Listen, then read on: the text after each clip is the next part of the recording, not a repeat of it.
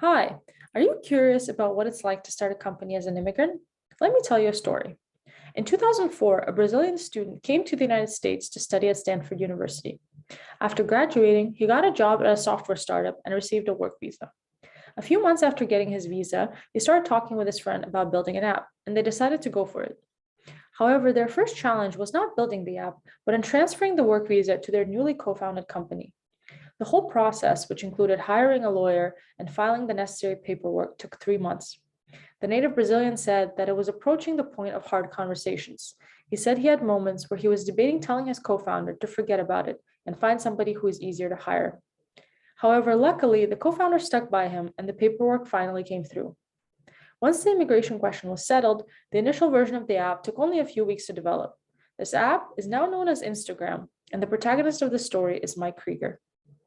Can you believe that Instagram, one of the biggest social media platforms, could have potentially not existed because of immigration issues? And the Instagram story happens to be one of the stories with a happy ending. But sadly, not all immigrant founder stories are like these. In Latvia, when one of the co-founders of BrowserLink Inc. was waiting for several years to get his US business tourist visa renewed, his US co-founder moved on, and the partnership, quote unquote, fell apart. In addition to the risks that all startup founders have to deal with, such as financial, market, and execution risks, immigrant entrepreneurs have an additional risk to worry about: immigration. While the US attracts many entrepreneurs to start a company here, it unfortunately does not have a straightforward path that immigrants can take to start a company. The paths that are available are fraught with uncertainty and put an additional source of stress on founders. Yosef Al-Banwavi, co-founder of Piliv, said that he didn't want to discuss the immigration issues he was dealing with his co-founder and team because he felt they were already under pressure.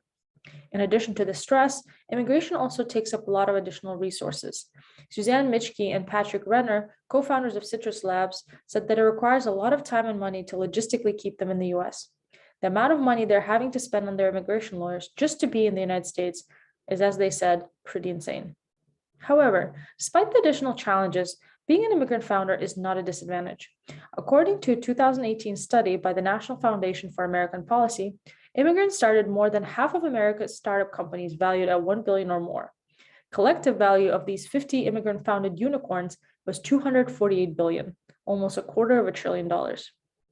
So why are immigrants more likely than natives to start companies? The answer is not surprising if you think about it. Starting a life in a new country and starting a new company both involve a high level of risk. Immigrants on average have a higher level of risk appetite because that is what caused them to move to a new country in the first place. A study by a senior researcher at Vienna University of Economics and Business confirmed this hypothesis. He called it a personality-based self-selection. In addition to having a higher risk appetite, the additional obstacles that immigrant founders have to deal with is what helps them become successful. The obstacles they have to overcome to start a company in the US makes them more resilient, which helps them face other challenges as entrepreneurs.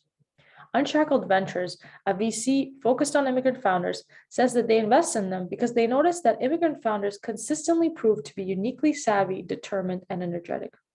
So what should you think about as an immigrant founder? First of all, congratulations on taking the leap of faith to start a company. Number one, be realistic and organized. You should be realistic that you will have additional challenges to think about, such as immigration, potential bias against your accent or the way you look, lack of robust network. Once you accept that you will have these additional challenges, you need to have a plan on how to deal with them. For example, on the issue of immigration, consult with several attorneys, explore all paths, stay ahead of the game. Given that these processes take long, you have to think several steps ahead to make sure that what you're doing and your immigration status in the country are aligned and legal.